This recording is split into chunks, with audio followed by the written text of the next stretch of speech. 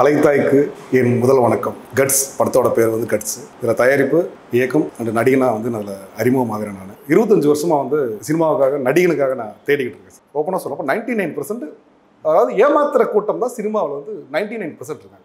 1% தான் சரியான நபர். ஒரு ரெட் ஜெயின் மூவிஸாக இருக்கட்டும், பெரிய பெரிய நிறுவனங்கள்லாம் பார்த்தீங்கன்னா சின்ன படத்தை வாங்க மாட்டேன்னு சொல்கிறாங்க. எப்படி நீங்கள் சொல்ல முடியும்னு தான் நான் கேட்குறேன். சினிமாவில் அரசியல் வேணாமே. ரெட் ஜெயின்னால பிரச்சனை இருக்கு. பிரச்சனையே கிடையாது சார்.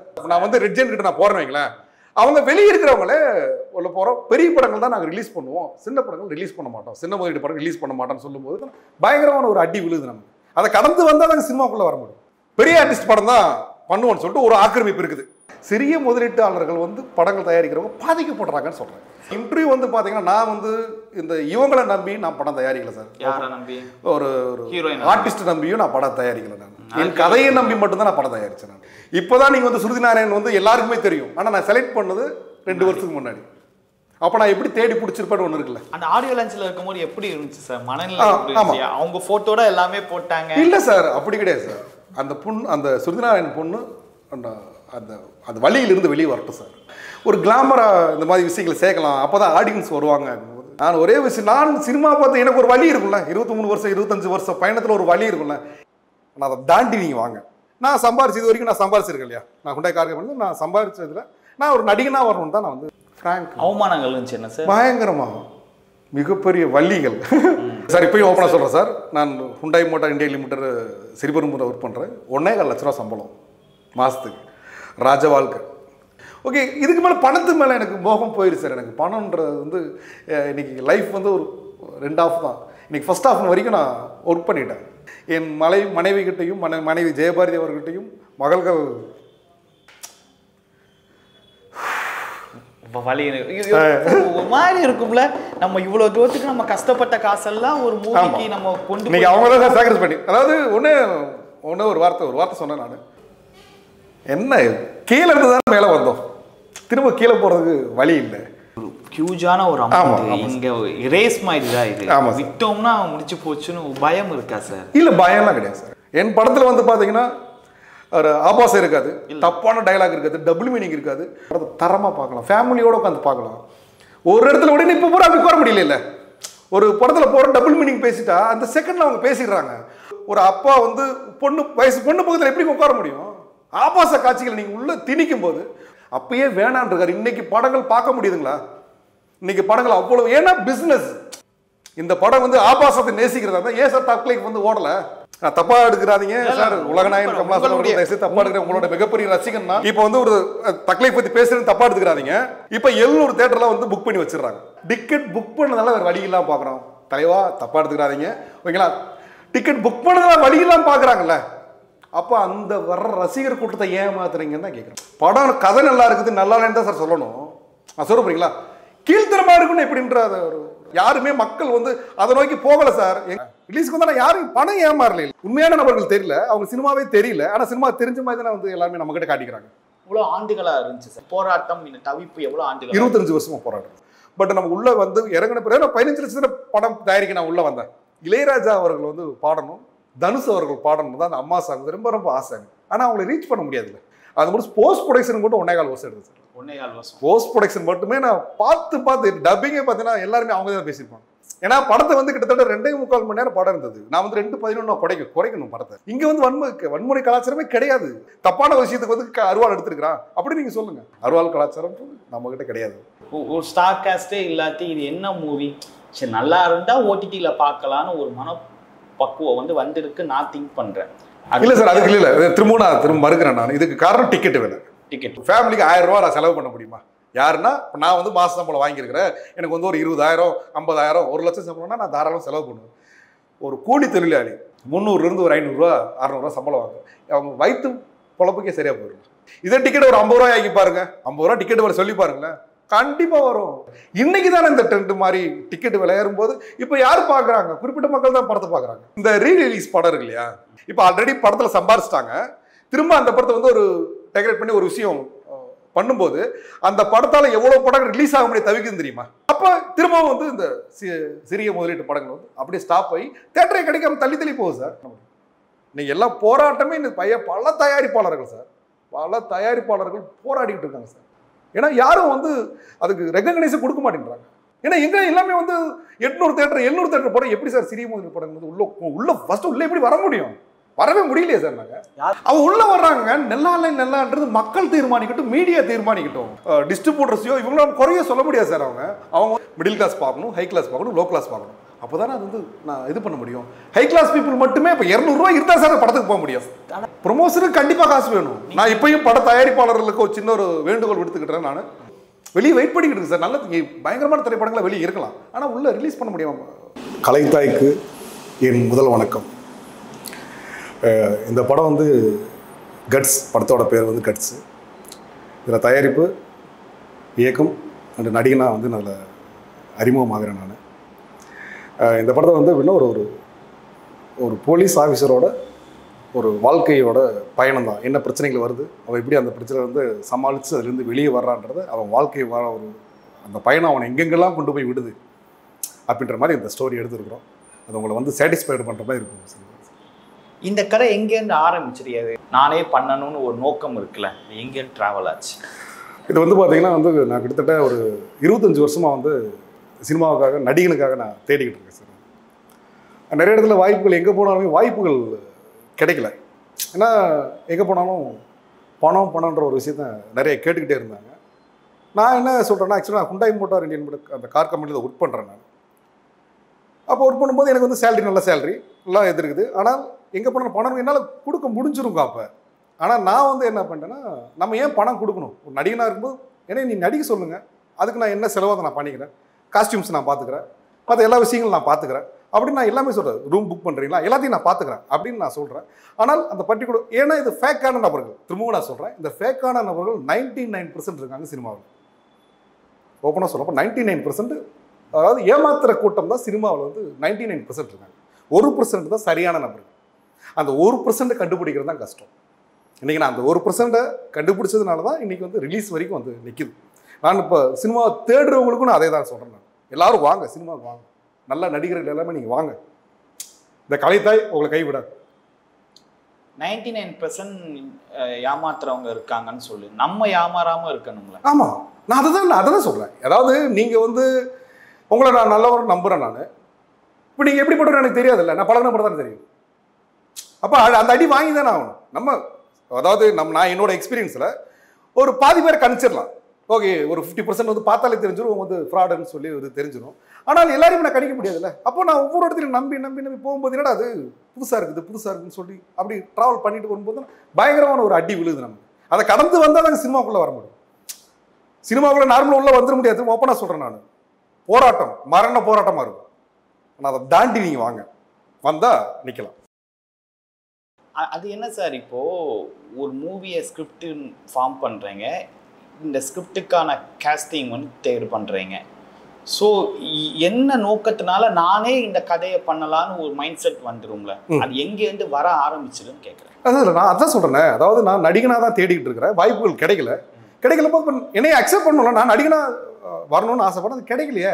அப்போ நான் என்ன பண்ணேன், ஒரு குறிப்பிட்ட காலங்களுக்கு அப்புறம் நான் சம்பாரிச்சு, இது வரைக்கும் நான் சம்பாரிச்சிருக்கேன் இல்லையா, நான் ஹுண்டாய் கார் கம்பெனியில் நான் சம்பாரிச்சதில் நான் ஒரு நடிகனாக வரணும்னு தான் நான் வந்து ஃபஸ்ட்டு ஆசைப்பட்டேன். வழிகள் தான். அதை எப்படி சொல்கிறேன்னா, இப்போ நம்ம போகிறோம், இன்றைக்கி நம்ம வந்து ஒரு விஷயம் பண்ணுறோன்னா, உன்னை நம்பி நான் வர்றேன். இப்போ வந்து ஒன்றும் இல்லை, இப்போ நம்ம ரிலீஸுக்கே வரணும் வைங்களேன். ரிலீஸுக்கு வந்து நான் யாரும் பணம் ஏமாறல இல்லை, ஆனால் அவங்க பண்ண விஷயங்களால் நான் பாதிக்கப்பட்டிருக்கிறேன். உண்மையான நபர்கள் தெரியல, அவங்க சினிமாவே தெரியல, ஆனால் சினிமா தெரிஞ்ச மாதிரி தான் வந்து எல்லாருமே நம்மகிட்ட காட்டிக்கிறாங்க. இப்போ நானும் ஓப்பனாக சொல்கிறேன், அதாவது அந்த உண்மையை கண்டுபிடிக்கிறது தான் சினிமாவோட கஷ்டம். அதை கண்டுபிடிச்சா நமக்கு வந்துடலாம். இவ்வளோ ஆண்டுகளாக இருந்துச்சு சார் போராட்டம், இந்த தவிப்பு எவ்வளோ ஆண்டுகள்? 25 வருஷமாக போராட்டம். 25 வருஷம் 23 வருஷம் போராட்டம். 2 வருஷமாக நம்ம பட வேலையில் இறங்கிட்டோம். கிட்டத்தட்ட 23 வருஷம் போராடி வந்தது. 2 வருஷம் நம்ம வந்து சினிமாக்குள்ளே வந்துட்டோம்ல. நம்ம நடிக்கணும், நம்ம ப்ரொடியூஸ் பண்ணணும்னு சொல்லிட்டு வந்த பிறகு யாரையும் நம்ம எதிர்பார்க்கலாம். இது என்ன மாதிரியான கதையாக இருக்கும்? சரி, அதான் எப்படின்னா ஸ்டோரி வந்து பார்த்தீங்கன்னா எந்த சைடு சொன்னாலுமே ரிவீல் ஆயிடும். ஓகேங்களா? இது வந்து எப்படின்னா ஒரு போலீஸ் அதிகாரி ஒரு எப்படி வந்து அவன் ட்ராவல் பண்ணுறான், அவனோட வாழ்க்கை பயணம், அவன் என்னென்ன பிரச்சனைகள் வருது, அந்த பிரச்சனைகளை எப்படி சந்திக்கிறான், அந்த பிரச்சனைகள் வந்து அவனை எங்கெங்கெல்லாம் கொண்டு போகுது. ஏன்னா அது பல்வேறு கோணத்தில் அந்த படம் போகும். நீங்கள் நார்மலாக டக்குன்னு வந்து இந்த போலீஸாக போயிடாது. அந்த ட்ராவல் பண்ணுறான்ல, அதுக்கு தான் நான் யோசிச்சு பண்ணேன் இந்த விஷயம். ஆக்டிங்லாம் சூப்பராக இருந்துச்சு சார். ஆக்டிங்லேயே கொஞ்சம் நன்றி. ஆனால் வந்து அந்த கதையாக பார்க்கும்போது ஒவ்வொரு காலகட்டத்திலே நடக்கக்கூடிய ஒரு ஸ்கிரிப்ட் லாங்குவேஜில் போடு. ஸோ மக்கள் ஒரு ஆடியன்ஸ் படம் பார்க்கும்போது இப்போ நான் என்னுடைய பாயிண்ட் ஆஃப் வியூவில் சொல்கிறேன், எனக்கு என்னன்னா என்ன கதையை நோக்கி ட்ராவல் ஆகுறது, ஸோ நான் எதை நோக்கி ட்ராவல் பண்ணணும்னு ஒரு சில ஜட்ஜ்மெண்ட் இல்லையோன்னு. இல்லை சார், அதாவது நீங்கள் படம் வந்து ஸ்டார்டிங்லேருந்து ஃபுல்லாக பார்க்கும்போது என்ன ஆகுன்னா, அந்த ட்ராவல் வந்து ஸ்டார்டிங்கில் வந்து ஒரு ஹைப்புக்காக ஒரு விஷயம் நம்ம கொடுக்குறோம்.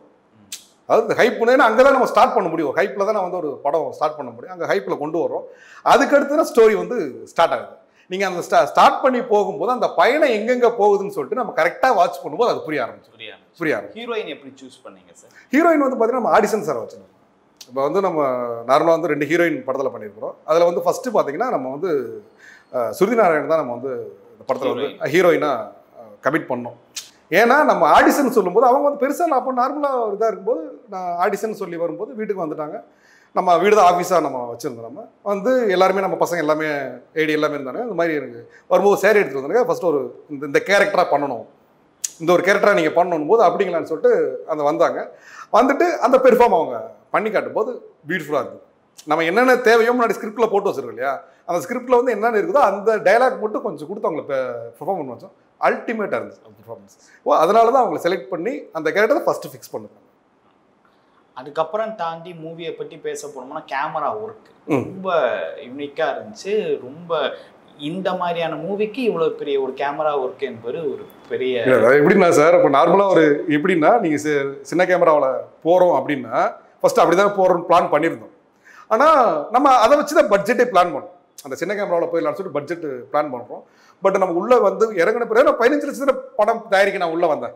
ஓகேங்களா, ஒரு உள்ளே வந்த பிறகு பார்க்குறோம் கேமரா வந்து எவ்வளோ ஹைஃபையாக இருக்குதோ அப்போ தான் நம்ம சினிமா தேட்டருக்குள்ளே போக முடியுன்ற ஒரு கண்டிஷன் வரும்போது தான் அலெக்ஸா ஹாரி அப்படின்னு போகும்போது அது ஒரு பட்ஜெட்டு பயங்கரமாக. இது ஃபஸ்ட்டே நம்ம ப்ரீ பிளானிங்காக பண்ணலாம். இல்லை சார், நான் வந்து எக்ஸ்பீரியன்ஸ் இல்லைங்க. நான் வந்து ஒரு நடிகனாக தான் எக்ஸ்பீரியன்ஸ். எனக்கு நடிகனா வந்து பார்த்தீங்கன்னா நான் ஷார்ட் ஃபிலிம்ஸ் பண்ணியிருந்தேன்.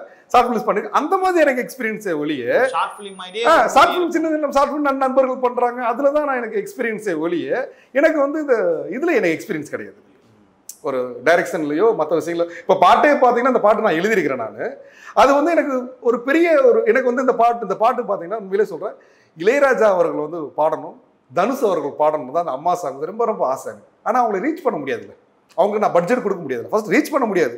ஆனால் இன்னும் அந்த ஆசை இருக்குது. அவங்க பாட்டு இருந்தால் வேற லெவலில் இருந்திருக்கும். ஆனால் என்னால் முடிஞ்ச அளவு நீ எஃபோர்ட் எப்படி போட முடியுமோ அதை போட்டு இந்த படத்தை ஒரு தரமான படமாக இந்த கேமரா ஒர்க் இப்படி தான் வேணும். நான் கற்பனையில் ஒன்று இருக்கும் இல்லையா, என் கற்பனையில் ஒன்று இருக்கும், இந்த இப்படி தான் இந்த ஆங்கிள் இருக்கணும், இப்படி தான் இருக்கணும், எனக்கு இதுதான் வேணும் அப்படின்னு தேடி என்னுடைய பாயிண்ட் ஆஃப் வியூவில் நான் தோணுன விஷயம் என்னன்னா, ஃப்ரெஷ்ஷாக ஒரு மூவி பண்ணுறவங்க இது ரொம்ப இல்லை சார். அதெல்லாம் கிட்டத்தட்ட 2 வருஷம் மெனக்கிட்டு நான் வந்து பார்த்து நான் ஒரு இப்போ நம்ம சூட்டே பார்த்தீங்கன்னா சூட்டு வந்து பார்த்தீங்கன்னா 40 நாள் ஓகேங்களா. ஆனால் நான் அதுக்கு எடுத்துக்கிட்ட டைம் வந்து 9 மாதம். அந்த சூட்டுக்கு நான் எடுத்துக்கிட்ட டைம் அவ்வளோ ஒவ்வொரு இன்ச் பை இன்ச்சாக வந்து நான் என்னால் முடிஞ்ச அளவு ஹார்ட் ஒர்க் பண்ணியிருக்கேன். அது மட்டும் போஸ்ட் ப்ரொடக்ஷன் மட்டும் 1.25 வருஷம் எடுத்து சார். 1.25 வருஷம் போஸ்ட் ப்ரொடக்ஷன் மட்டுமே நான் பார்த்து டப்பிங்கே பார்த்தீங்கன்னா எல்லாருமே அவங்க தான் பேசியிருப்பாங்க. ஏன்னா படத்தை வந்து கிட்டத்தட்ட 2.25 மணி நேரம் படம் இருந்தது. நான் வந்து 2:11 குறைக்கணும் படத்தை. அப்போன்னும் போது எங்கேயும் ஆடியன்ஸுக்கு போர் அடிச்சிடக்கூடாது, எங்கேஜாக வச்சிருக்கணும். அந்த அளவில் ஒவ்வொன்றும் பார்த்து பண்ணியிருக்கேன் சார். என்னுடைய ஒப்பீனியனில் சொல்கிறேன், அருவாள் கலாச்சாரம்னு ஒன்று இருக்குல்ல. சரிங்க சார். அது சமீப நாட்களாக வந்து கொஞ்சம் கம்மியாக இருக்குன்னு நான் திங்க் பண்ணுறோம். சரிங்க சார். திடீர்னு ஒரு அருவாள் கலாச்சாரம் வேணுமா? ஒருத்த மேலே அதிகமான கோவம் வந்துச்சுன்னா ஒரு ஆடியன்ஸ் பார்க்கும்போது நான் கோவப்பட்டேன்னா அவனை வெட்டுவேன் இல்லாட்டி குட்டுவேன். இந்த ஒரு மனப்பாங்கு ஆடியன்ஸுக்குள்ளே வந்துடுறான்னு என்னுடைய பாயிண்ட். இல்லை நீங்கள் சொல்கிற காட்டு சார். அதாவது அவன் வந்து அந்த சூழ்நிலை வரும்போது துப்பாக்கியே தூக்கி போட்டு போகிறான். ஒரு போலீஸ் ஏரியா வரும்போது இனிமேல் இந்த வாழ்க்கை எனக்கு வேணாம், நான் என் மகளோட தனியாக நான் பயணம் பண்ணுறேன்னு சொல்லிட்டு துப்பாக்கி தூக்கி போட்டு போகிறான். அப்போ அவனோட உள்ளே வந்து அவனுக்கு அந்த வன்முறை கலாச்சாரம் அவங்ககிட்ட கிடையாது. ஸோ உள்ளே வரும்போது அவனுக்கு நடக்கக்கூடிய பாதிப்புகள் இருக்குல்ல, எல்லாரும் ஒரு மனுஷன் தானே, அவனுக்கான பாதிப்புகள் மிகப்பெரிய அளவில் பாதிக்கப்படும் போது அவங்க மாமாவே, ஏன்னா மாமாவும் ஒரு கோபத்தில் பல வருட கோபத்தில் இருக்கிறாரு, அதை எப்படி தீக்கணும்னு வரும்போது ஒட்டுமொத்த காரணத்துக்கும் ஒருத்தன் தான் அப்படின்னும் போது அவன் ஆட்டோமேட்டிக்காக வந்து இந்தா போ நீயே அதை பண்ணு அப்படின்னு நான் பண்ணணும்னு நினச்சேன் இப்போ நீ பண்ணு அப்படின்ற அந்த விஷயத்தை கொடுக்கும்போது ஏங்க எனக்கு வந்து வாழ்க்கையே இல்லைன்னு போது நான் ஒரு விஷயம் பண்ணுவல, இங்க வந்து வன்முறை கலாச்சாரமே கிடையாது. அது வந்து நான் அறவே வந்து இது பண்ண மாட்டேன். எங்கேயுமே வந்து ஃபர்ஸ்ட் சீக்வென்ஸ் வந்து டக்குன்னு இல்ல அதாங்க அவன் கிராமத்தான் வந்து ஒரு வாழ்க்கை வாழ்ந்துகிட்டு இருப்பாங்க. அவனுக்கு ஒரு கோபம் இருக்கும், நியாயத்துக்கு மட்டும் தான் போவான். தப்பான விஷயத்துக்கு எங்கேயுமே நீங்க வந்து ஏதாவது ஒரு விஷயம் சொல்லுங்க, தப்பான விஷயத்துக்கு வந்து அருவாள் எடுத்துருக்கிறான் அப்படி நீங்க சொல்லுங்க. அவனோட பாதிப்புகள் அவனுக்கு உச்சகட்டமா போகும்போது அது நாட்டோட பாதிப்புன்னு சேர்த்து வரும்போது ஒரு எப்படி சொல்றதுன்னா அப்பாவோட விஷயத்தை தாண்டி ஒரு விஷயம் வருது இல்லையா? அப்போ ஹீரோயின் கையில எடுக்கும் போது தான் நான் கேட்கிறேன். இல்ல ஹீரோயின் வந்து அப்ப இவர் கிடையாது இல்லைங்களா? ஹீரோயின் வந்து அவங்களுக்கும் எப்படின்னா ஒரு லேடியை அவ்வளவு அவமானப்படுத்த போகும்போது அவங்க ஒரு செகண்ட் அவங்களுக்கு தெரியும் மிகப்பெரிய ஒரு வாழ்க்கை வாழ்ந்துகிட்டு இருந்தவங்க.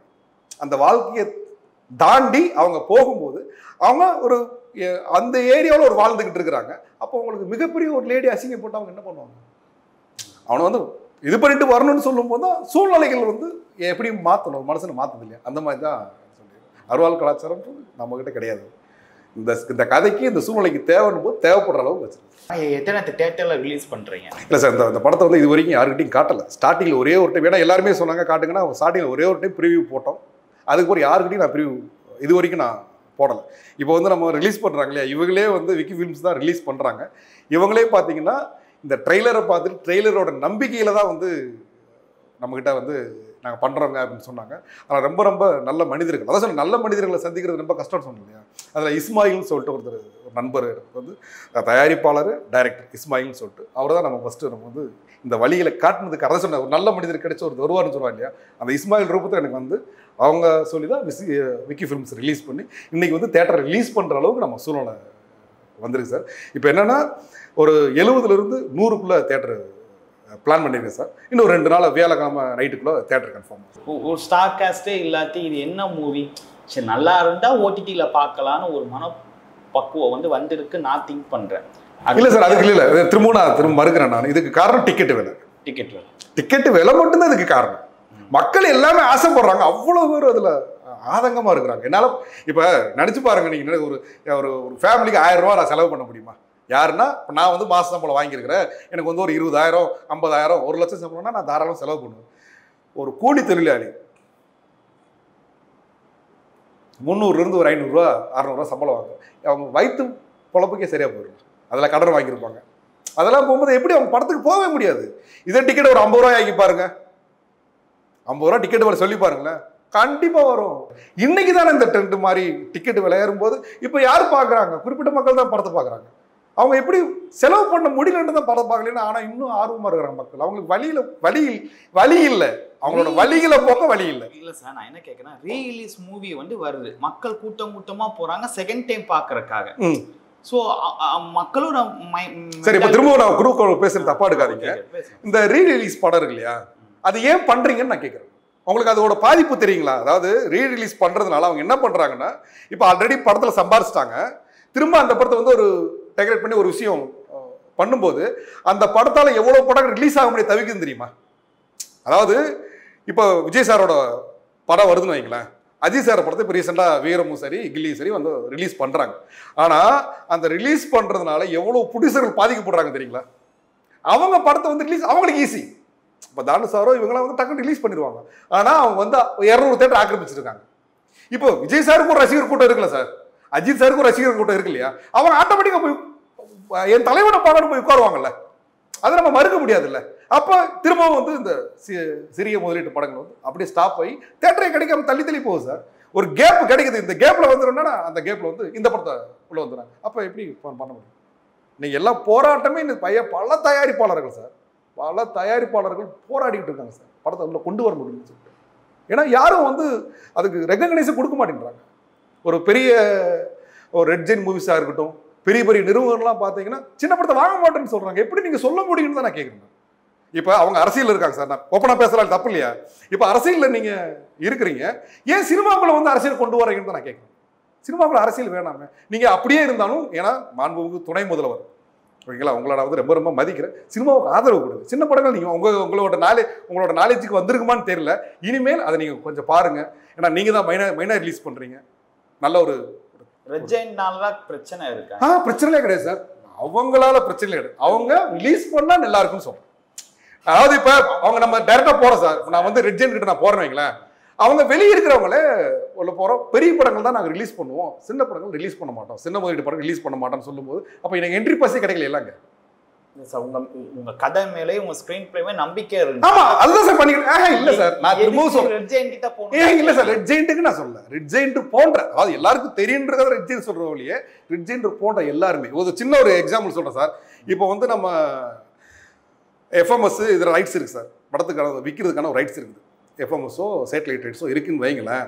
அந்த ரைட்ஸை வந்து இப்போ நான் வந்து படம் சிறிய முதலீட்டு படங்கள் எடுத்துகிட்டு போய் நிற்கும் போது அவங்க என்ன பண்ணுறாங்க அப்படின்னா தேட்டரை ரிலீஸ் பண்ணிட்டு வாங்க நாங்கள் வாங்கிக்கிறோன்றாங்க. ஆனால் பெரிய படங்கள் இருக்கு இல்லைங்களா, இப்போ தக்லை ஃபார்வர்ட் இந்த படங்கள்லாம் வந்து ஒரு 300 கோடி 500 கோடி செலவு பண்ணுறாங்கல்ல, செலவு பண்ணுமே அவங்களுக்கு வந்து பிஃபோர் ரிலீஸே படத்தை எடுத்துடுறாங்க. அவங்க லாஸ் கிடையாது சார், ஓப்பனாக சொல்கிறேன் லாஸ் கிடையாது, அவங்களுக்கு கெயின் வேணா வராமல் போகலாம். இது எனக்கு தெரிஞ்ச நாலேஜில் சொல்கிறேன் சார், தப்பாக எடுத்துக்கிறாதீங்க. அதாவது அவங்களுக்கு கெயின் வேணா இல்லாமல் இருந்திருக்கலாம் மொழியும், லாஸ் கிடையாது. ஆனால் சிறிய முதலீடு படங்கள் அப்படி இல்லை. ஏன்னா வந்து ஒரு படத்துக்கு வர எதுவுமே எஃப்எம்எஸ் எதுவுமே சேர்த்து விற்கல, எதுவுமே பண்ணல, அப்படியே படத்துக்குள்ள உள்ளே வர்றான், வரும்போது அங்கே வந்து தேட்டர் கிடைக்க மாட்டேங்குது, அதுக்கு ஒரு போராட்டம். ஏன்னா எங்க எல்லாமே வந்து 800 தேட்டர் 700 தேட்டர் படம் எப்படி சார் சிறிய முதலீடு படம் வந்து உள்ள ஃபர்ஸ்ட் உள்ள எப்படி வர முடியும்? வரவே முடியலையே சார். நாங்க யாரும் வாங்கலையா, எல்லாத்தையும் பார்க்க விரும்புறோம் இல்ல சார். ஃபர்ஸ்ட் நான் என்ன சொல்றேன்னா, அது பெரிய ஆர்டிஸ்ட் படம் தான் பண்ணுவோம்னு சொல்லிட்டு ஒரு ஆக்கிரமிப்பு இருக்குது. யார் ஆக்கிரமிப்பு இருக்கு? ஆக்கிரமிப்பு இருக்குன்னா பெரிய நிறுவனங்கள் இருக்கு இல்லையா, அந்த இல்ல சார் அவங்க பெரிய பேனர். ஆமா அந்த பெரிய நான் என்ன சொல்றேன்னா அந்த பெரிய பேனர் வந்து ஒரு இது தமிழக அரசு தான் பண்ணணும். நான் திரும்ப சொல்றேன், என்ன சார் பண்ணணும்? இல்ல திரைத்துறை சார்ந்த அரசு மக்களுக்கான ஒரு சோர்ஸ். ஆமா ஓகேவா, நம்மளும் மக்கள் தானங்க சார். நம்ம ஒரு வணிகம் சார்ந்த ஒரு மூவி பண்றோம் சார். இப்போ நம்மளோட படம் ஓடிச்சுன்னா நான் மக்களுக்கு நான் வந்து தானமா கொடுக்கறேன், நம்ம கொடுக்க மாட்டோம். நான் கொடுப்பேன், நீங்க ஒரு ஆளை வச்சு. அதுதான் நான் வந்து என்னோட வழிகளை தான் நான் சொல்றேன், எல்லாரும் பண்ணுங்கன்னு தான் சொல்றேன். மீடியா ஆமா சார். நான் என்ன சொல்றேன், அந்த பிசினஸ் பேச போய் தான் சார் இன்னைக்கு படங்கள் தரம் தாழ்ந்துருது இருக்குது சார். வணிகம் தானே சார். ஆமா அந்த சார் கலைன்னு ஒண்ணு இருக்கு சார். இன்னைக்கு கலை வளரணும் சார். 130 ரூபா ஒரு ஆடியன்ஸ் டிக்கெட் கொடுக்க போலே வந்து அது வந்து வணிகம் ஆயிட்டு. ஆமா சார் பேசலாம். அவன் வந்து இப்ப என்ன படம் வந்தாலும் வணிகம் சார்ந்த விஷயம் தான் பேசப்படுது. சரி. சோ நீங்க வணிகம் சார்ந்த ஒரு மூவி பண்ணும்போது கவர்மெண்ட் இழுக்கக்கூடிய காரணம் என்னதான் கேட்கிறேன் சார். நான் கவர்மெண்ட் இழுக்குன்னா ஆர்கனைஸ் பண்ணுங்கன்னு சொல்றேன். இப்ப திரைத்துறை சார்ந்து இருக்காங்கல்ல, ப்ரொடியூசர் கவுன்சில் ஒண்ணு இருக்கு, அவங்கள தாண்டி வந்து எப்படி சார்? சார் என்ன சொல்றேன், இப்போ வந்து முன்னாள் முதல்வர் மாண்புமிகு புரட்சித்திரி அம்மா அவர்கள் இருந்தாங்க இல்லையா, அவங்க இருக்கும்போது ஒரு திட்டம் போட்டதை நான் கேள்விப்பட்டேன். எப்படின்னா ஒரு இந்த சிறிய படங்களுக்காக ஒரு தேட்டர் கட்டலாம், அம்மா தேட்டர்னு சொல்லிட்டு. இப்ப அம்மாவோட வந்தா சார் வந்து இன்னைக்கு வாழ்ந்துகிட்டு இருக்காங்க. இன்னைக்கு அம்மாவோட அவ்வளவு பேர் வாழ்ந்துகிட்டு இருக்காங்க சார். அது மாதிரி ஒரு தேட்டர் 100 தேட்டர் அங்கங்க கட்டி விட்டாங்கன்னா இங்க போய் இந்த தேட்டர் இருக்கிற எல்லாமே அங்க போயிருவாங்கல்ல. எங்களுக்கு தேட்டர் 100 தேட்டர், இப்ப நம்ம சிறிய முதலீடு பாருங்களா, ஓகே இங்க ஒரு 50 தேட்டருக்கு ஒரு 50 தேட்டர் போட்டோம்னா எனக்கு டிக்கெட் விலை ஆட்டோமேட்டிக் கம்மியா இருக்குல்ல. அம்மாவோட ரேட் கம்மி தானே சார். சிறிய முதலீட்டாளர்கள் வந்து படங்கள் தயாரிக்கிறவங்க பாதிக்கப்படுறாங்கன்னு சொல்றேன். படம் ரிலீஸுக்கு அப்புறம் தான் அது பெரிய படமா சின்ன படமா இங்க ஜட்ஜ் பண்ணது. சரி ஓகேவா, நீங்க இப்பவுமே நீங்களே வந்து நான் ஒரு சுமாரான இல்ல சார், நான் திரும்ப சொல்றேன். சரி ஓகே, படம் நல்ல படம் சார். இப்பயும் நான் சொல்றேன், ஏன் இவ்வளவு காமிக்ஸ் ஃபேமிலின்னு ஒரு மூவி நார்மலான ஒரு மூவி தான். இன்னைக்கு பாருங்க அந்த ஒரு சார் ஸ்டார் காஸ்ட் இருக்கு சார். என்ன சார் ஸ்டார் காஸ்ட்? சசிகுமார். ஆமா சார். சார் சசிகுமார் சார் எங்க, நான் எங்க? கதை எப்படி சார்? அததான் சார் அந்த நான் இப்போ உங்ககிட்ட என்ன சொல்றேன்னா, இந்த கதை இருக்கிற படங்களை இப்ப நான் வந்து என் கதை மேல அவ்வளவு நம்பிக்கை வச்சிருக்கிறேன். அதான் நான் பண்றேன். இப்ப அவங்களுக்கு தேட்டர் கொடுக்குறேன்னு தான் சொல்றேன். நான் சொல்றேன் தேட்டர் கொடுக்குன்னு தான் சொல்றேன். நான் வேற எதுவுமே பண்ணாதீங்க. தேட்டர் நீங்க கொடுத்துட்டீங்கன்னா அவங்க உள்ள வர்றாங்க, நல்லான்றது மக்கள் தீர்மானிக்கட்டும், மீடியா தீர்மானிக்கட்டும். சொல்லுங்க, மீடியா தான் தீர்மானிக்குது இந்த படத்தை. மீடியாவும் மக்கள் தான் தீர்மானிக்கிறாங்க, வேற யாரும் இல்லை. இன்னைக்கு படம் நல்லா இருந்துச்சுன்னா ஆட்டோமேட்டிக் டாக் நல்லா போகுது. படம் சரியில்லைன்னா தான் வந்து அவன் ஆட்டோமேட்டிக் வெளியே போயிடுவாங்கல்ல. அதாவது இப்போ ஒரு 50 தேட்டர் ஒருத்தர் ரிலீஸ் பண்ணுறாங்கன்னா சிறிய முதலீடு பாருங்க, சரியில்லைன்னா சரியில்லை ரிஜெக்ட்னு போயிடும். ஆனால் நல்லா இருந்ததுன்னா அவ்வளோதான். இதுக்கு இடம் கொடுக்கன்னு தான் சொல்கிறேன் நான். அந்த இடம் கொடுத்தாதான் சார் நம்ம வந்து வாழ முடியும். அதாவது சரியான மனிதர்கள் கிடைக்கும் போது தான் அந்த விஷயங்கள் நடக்குது. ஒரு மல்டிபிளெக்ஸ் இந்த மாதிரி போடணும், படம் நல்லா இருக்கணும், சும்மா அவங்க போட்டுற மாட்டாங்க. நம்ம படங்களும் நம்ம போஸ்டர்ஸும் நம்ம ட்ரெய்லரும் இதெல்லாம் பார்த்துட்டு அவங்க டிசைட் பண்ணுறாங்க. ஆனால் டிஸ்ட்ரிபியூட்டர்ஸையோ இவங்களும் குறைய சொல்ல முடியாது சார். அவங்க வந்து ஒரு விஷயத்தை பார்த்துட்டு, ஏன்னா ட்ரெய்லர் பார்த்துட்டு தான் இன்றைக்கி வந்து விக்கி ஃபிலிம்ஸ் ரிலீஸ் பண்ணுறாங்க. எல்லா டிஸ்ட்ரிபியூட்டரும் பேசியிருக்கிறாங்க. எல்லாருமே ட்ரெய்லர் பார்த்துட்டு படம் தரமான படமாக இருக்கும்போது நமக்கு இன்றைக்கி வந்து இந்த வாய்ப்பு கிடைச்சிருக்கு. மிடில் கிளாஸ் பார்க்கணும், ஹை கிளாஸ் பார்க்கணும், லோ கிளாஸ் பார்க்கணும். அப்போ தானே அது வந்து நான் இது பண்ண முடியும். ஹை கிளாஸ் பீப்புள் மட்டுமே இப்போ 200 ரூபா இருந்தால் சார் படத்துக்கு போக முடியும். ஆனால் ஸ்டார் காஸ்ட் படத்துக்கு கூட்டமாக இது பண்ணுறாங்க. அதுதான் சார் நான் இப்போ அதுக்கு விளம்பரம் சார், விளம்பரம் 500 ரூபா விளம்பரம் சார். ஓ நம்ம படத்துக்கு ஆட் இல்லையா? விளம்பரம் எங்க சார்? நான் எங்க சார் பண்ண முடியும்? நான் 30 நான் எடுக்கிறது ஒரு சில கோடியில் நான் படம் பண்றேன். 30 கோடியில் இன்னைக்கு வந்து தக் லைஃப் வந்து 30 கோடியில் விளம்பரம் சார்.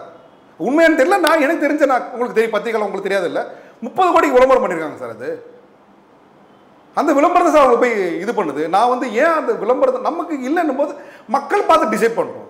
அந்த விளம்பரம் இப்போ எல்லாருமே மொபைல் வச்சிருக்கிறாங்க. இன்னும் கிராமத்தில் மொபைல் இல்லாமல் போஸ்டர் பார்த்துட்டு படம் போடுற இன்னும் இருக்காங்க சார். ப்ரொமோஷனுக்கு கண்டிப்பாக காசு வேணும். நான் இப்பயும் பட தயாரிப்பாளர்களுக்கு ஒரு சின்ன ஒரு வேண்டுகோள் விடுத்துக்கிட்டேன். நான் என்னன்னா, நான் வந்து ஒரு ப்ரொடக்ஷன் வைஸாக நான் வந்து படம் தயாரிச்சிட்டேன்.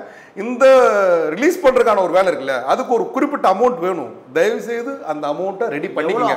ஒரு இப்போ நான் படம் எவ்வளோ தயாரிக்கிறோமோ தயாரிக்கிறதுல ஒரு ஒரு ஒரு 25% வந்து பப்ளிசிட்டிக்கு பண்ணி பப்ளிசிட்டிக்கே ஆமாம். நான் சிறிய முதலீட்டு படங்கள் வந்து இப்போ உதாரணத்துக்கு பார்த்தீங்கன்னா ஒரு சின்ன உதாரணம், இப்போ ஒரு 2 கோடியில் படம் தயாரிக்கிறாங்கன்னு வைங்களேன். 25% எவ்வளோ வருது? 50 லட்சம். 50 லட்சம் இருந்ததுன்னா நமக்கு நல்லா இருக்குன்னு சொல்கிறேன். அதை கொஞ்சம் பிஃபோராக பிளான் பண்ணிக்கங்க. அதாவது வர்றவங்க அதை கொஞ்சம் பிளான் பண்ணிக்கங்கன்னு சொல்கிறேன். நிறைய பேர் அதை சொல்ல மாட்டேன்றாங்க. அதனால் படத்தை எடுத்து வச்சுட்டு லாக்காகி நிற்கிறாங்க. அந்த லாக்காகி நிற்கிறவங்களுக்கு தான் ஹியூஜாக இருக்கா சார்? ஃபஸ்ட்லாம் வந்து ஒரு எத்தனையோ மூவி வரும், இந்த மாதிரி டிவி பப்ளிசிட்டி, சேட்டலைட்டு, வெப்சைட்டு, இந்த மாதிரியான ஒரு ஆட்ஸ் கொடுக்கக்கூடிய கான்செப்ட் இருந்துச்சு. ஆனால் ஹியூஜ் அமௌண்ட்டில் இல்லை. இப்போ எல்லாமே ஹியூஜ் அமௌண்ட்டில் இருக்காங்க. ஆமாம் சார். சின்ன நீங்கள் விளம்பரம் கொடுத்தாலும் மிகப்பெரிய ஒரு படம் தேவைப்படுது. அது வந்து அதனால தான் திரும்ப திரும்ப சொல்கிறேன். இப்போ தமிழக உதாரணத்துக்கு நான் சொல்கிறேன். இப்போ நீங்கள் கியூப்பில் கட்டணதெல்லாம் சொல்கிறீங்க இல்லையா, அதுக்கு ஒரு 50 தேட்டருக்குள்ளே வருதுன்னா குறிப்பிட்ட அமௌண்ட் தான் சார் வரும்.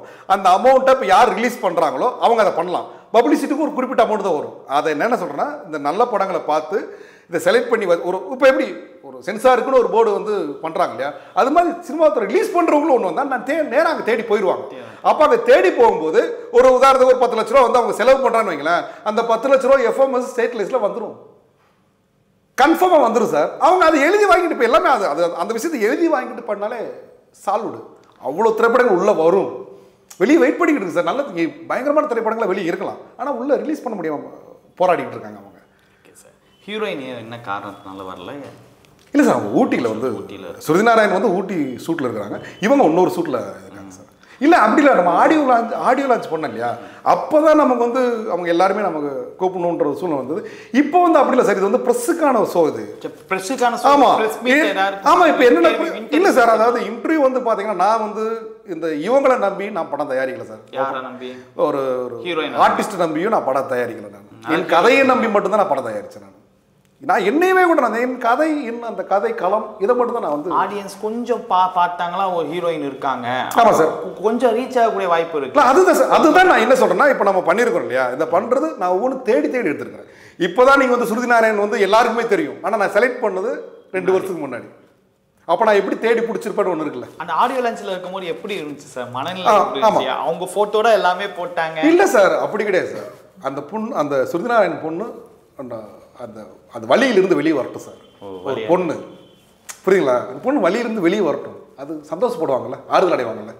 அந்த கான்செப்ட் உண்மையிலே எல்லாருமே ஷாக்காகி நின்று. அதுதான் சார் நான் இப்போ என்ன சொல்கிறேன் சார், நான் புகழுக்காகவோ ஒரு ஒரு இதுக்காக மூவிலையும் பார்த்தேன். ஒரு ஒரு காட்சி கூட ஒரு அபட்டமான ஒரு காட்சி இல்லை. வாட்ஸ்அப் ரொம்ப ரொம்ப அது வந்து ஒரு நேர்மையான ஒரு காட்சியாக இருந்தது. ஒய்ஃபுக்கும் ஹஸ்பண்டுக்கும் இருக்கக்கூடிய அந்த அந்நுண்ணியமாக இருக்கட்டும். ஒரு சில பேர் வேறு வேறு காட்சிகள் வைப்பாங்க, ஆனால் டீசெண்டான ஒரு காட்சியை வச்சுருக்கீங்க. ரொம்ப க்ளோஸ் இல்லை சார். நான் என்னென்னா, நான் ஸ்டார்ட் பண்ணும்போது நிறைய பேர் என்ன சொன்னாங்கன்னா, ஒரு கிளாமராக இந்த மாதிரி விஷயங்களை சேர்க்கலாம், அப்போ தான் ஆடியன்ஸ் வருவாங்க. நான் ஒரே விஷயம், நான் சினிமா பார்த்து எனக்கு ஒரு வழி இருக்கும்ல, 23 வருஷம் 25 வருஷம் பயணத்தில் ஒரு வழி இருக்கும்ல, இந்த மாதிரி படங்கள்லாம் வந்துடக்கூடாது.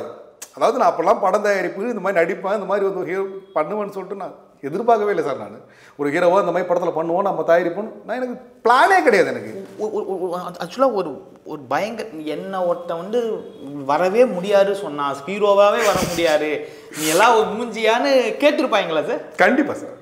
எப்படி இருக்கு அந்த மனநிலை? வலி வலி வலி மிகப்பெரிய. இப்போ தனுஷ் சார் சொல்லையா, விஜய் சார் சொல்லாத விஷயமா? அப்போல்லாம் நம்ம என்ன பண்ணுவோம், கற்பனையாக நினச்சிக்கிறோம் அந்த விஷயங்களை போட்டு. நான் கற்பனையாக என்னடா ஓகே அது ஏதோ ஒரு விஷயம் நடக்குது. ஆனால் அப்போ ஒரு தனுஷ் சார் வந்து இப்போ ஸ்டார்டிங்கில் சொல்லிடுறேன், ஸ்டார்டிங்கில் வந்து பார்த்தா ஒரு பேட்டி கொடுத்தாரு. அப்போ நம்ம கூட நம்ம ஒரு நடிகன் கொஞ்சம் எங்கே இருக்கும்போது நமக்கு ஒரு பயங்கரமான இது இருக்கும் இல்லையா, ஒரு மாதிரி நம்ம தாண்டா அடுத்த ஹீரோ அப்படின்னு நான் உள்ளுக்குள்ள அப்படி தானே வர்றேன் எல்லாருமே.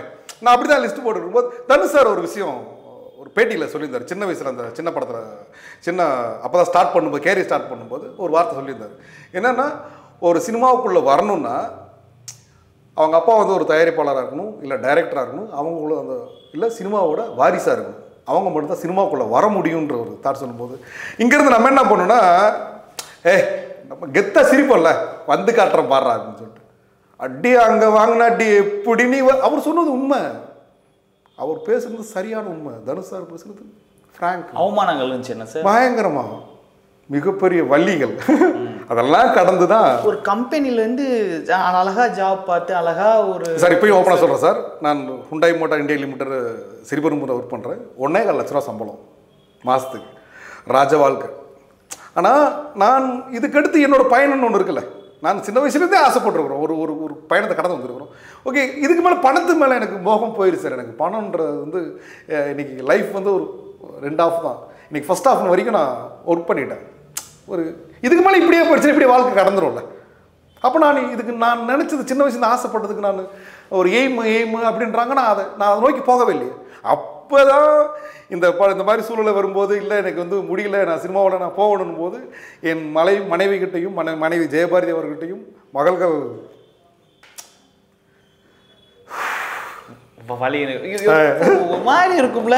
நம்ம இவ்வளவு தூரத்துக்கு நம்ம கஷ்டப்பட்ட காசெல்லாம் ஒரு மூவிக்கு நம்ம கொண்டு நீங்க அவங்க தான் சாக்ரிஃபைஸ் பண்ணி, அதாவது ஒன்று ஒரு வார்த்தை சொன்னேன் நான். அதாவது எப்படின்னா, லைஃப்பில் பாதி கடந்து வந்துட்டேன், ஓகேவா, இனி மீதி தான் இருக்குது. இந்த மீதி நான் இப்படியே கடக்கணுமா அப்படின்னு ஒரு மாதிரி ரொம்ப போராடிட்டேன். நான் என்ன பண்ணணும் அப்படின்னும் போது, நீ போ நான் பார்த்துக்கலாம். என்ன கீழே இருந்து தான் மேலே வந்தோம், திரும்ப கீழே போகிறதுக்கு வழி இல்லை, கஷ்டமே கிடையாது, சுகமாக பார்த்துக்கலாம். இன்னைக்கு வரைக்கும் அவங்க எனக்கு வந்து மிகப்பெரிய பேக் போன். பணம் என்பது ஒரு ஹியூஜான ஒரு அமௌண்ட். இங்க இரேஸ் மாதிரி தான் இது. விட்டோம்னா முடிச்சு போச்சுன்னு பயம் இருக்கா சார்? இல்லை, பயம்லாம் கிடையாது சார். நான் அந்தளவுக்கு தான் நான் சினிமாவை நேசிக்கிறேன். என் படத்தில் வந்து பார்த்தீங்கன்னா ஒரு ஆபாசம் இருக்காது, தப்பான டைலாக் இருக்காது, டபுள் மீனிங் இருக்காது. ஒரு ஃபேமிலியோட ஒரு வயசு பொண்ணும் ஒரு அம்மாவும், ஒரு வயசு பையனும் அம்மாவும், வயசு பொண்ணும் அப்பாவும் உட்காந்து அந்த படத்தை தரமாக பார்க்கலாம், ஃபேமிலியோடு உட்காந்து பார்க்கலாம். ஒரு இடத்துல உடனே இப்போ பூரா அப்படி உட்கார முடியல. ஒரு படத்தில் போகிற டபுள் மீனிங் பேசிட்டா அந்த செகண்டில் அவங்க பேசிடுறாங்க. ஆனால் எப்படி வந்து ஒரு ஒரு அப்பா வந்து வயசு பொண்ணு பக்கத்தில் எப்படி உட்கார முடியும்? ஆபாச காட்சிகளை நீங்கள் உள்ளே திணிக்கும் போது, புரட்சித்தலைவர் அப்பயே சொல்லியிருக்கிறார், எம்ஜிஆர் அவர்கள் என்ன சொல்லியிருக்கிறாங்கன்னா, ஆபாச காட்சிகள் அப்போல்லாம் ஒன்றுமே இல்லை, அப்பயே வேணான்றிருக்காரு. இன்னைக்கு படங்கள் பார்க்க முடியுதுங்களா? இன்னைக்கு படங்கள் அவ்வளவு, ஏன்னா பிஸ்னஸ், இந்த யங்ஸ்டர்ஸ் வருவாங்கன்னு சொல்லிட்டு அந்த யங்ஸ்டர்ஸை நோக்கியே படம் போகுது. அவங்களும் நேசிப்பாங்கன்றது இன்னைக்கு தக் லைஃப்ல தெரிஞ்சிருச்சுங்களா? சொல்றீங்களா? அது இப்போ இந்த நேசிக்கிறது தக் லைஃப் ஓடி இருக்கணும்ல. இந்த படம் வந்து ஆபாசத்தை நேசிக்கிறதா இருந்தால் ஏன் சார் தக் லைஃப் வந்து ஓடல? தப்பா எடுக்கிறாதீங்க சார், உலகநாயகன் கமலாசன் தப்பா எடுக்கிற உங்களோட மிகப்பெரிய ரசிகன் தான். இல்ல உங்களுடைய பாயிண்ட் ஆஃப் வியூ ஆயிடு டக் லைஃப் ஓடல. அது சார் நான் என்னன்னா அந்த, அதாவது நான் சாதாரண ஒரு மாணவன், நான் தரமான படம் எடுக்கிறேன். நான் இப்போ வந்து ஒரு தக்லைஃப் பற்றி பேசுறேன்னு தப்பா எடுத்துக்கிறாதீங்க. இப்போ 700 தேட்டர்லாம் வந்து புக் பண்ணி வச்சிடறாங்க. 800 தேட்டரில் தக்லைஃபை புக் பண்ணிட்டாங்க, ஓகேங்களா? 2 வாரத்துக்கு ஒரு வாரத்துக்கு உள்ளே நுழைய முடியாது, 2 வாரத்துக்கு உள்ளே நுழைய முடியாது, ஓகேங்களா? ஆக்கிரமிச்சு அந்த இடத்துல நிற்கும் போது அப்போ அதுக்கான டிக்கெட் புக் பண்ணிடுறாங்களா? இப்போ நிறைய பேர் உங்களுக்கு பார்த்துருப்பீங்களான்னு தெரியல, டிக்கெட் புக் பண்ணதால வேறு வழியெல்லாம் பார்க்குறோம். தலைவா தப்பா எடுத்துக்கிறாதீங்க, ஓகேங்களா? டிக்கெட் புக் பண்ணதால வழியெல்லாம் பார்க்குறாங்கல்ல. அப்போ அந்த வர்ற ரசிகர் கூட்டத்தை ஏமாத்துறீங்கன்னு தான் கேட்குறேன் நான். படம் கதை நல்லா இருக்குது, நல்லா இல்லைன்னு தான் சார் சொல்லணும். சொல்ல போறீங்களா? கீழ்த்தரமாக இருக்குன்னு எப்படின்ற ஒரு ஆபாச காட்சிகள்ன்றது, நான் அதுக்கு வேற விஷயங்கள் இருக்கு சார், அதை நோக்கி நம்ம போகல. இல்லை யாருமே மக்கள் வந்து அதை நோக்கி போகலை சார். யங்ஸ்டர்ஸ் வந்து ஒரு சில படங்களை சும்மா ஓடுதுன்றதுக்காக தப்பாவே, அதனால தான் தமிழ் திரையுலகம் இன்னும் வந்து மேலே வராமல் இருக்குது. ரொம்ப ரொம்ப நன்றி சார். உங்களோட நேரம், உங்களுடைய ஆடங்கத்தை ஃபுல்லாக கொட்டி தீர்த்துட்டீங்க. ஸோ உங்களோட படம் வந்து நீங்கள் நினச்ச மாதிரியே வெற்றியிட வாழ்த்துக்கள். தேங்க்யூ.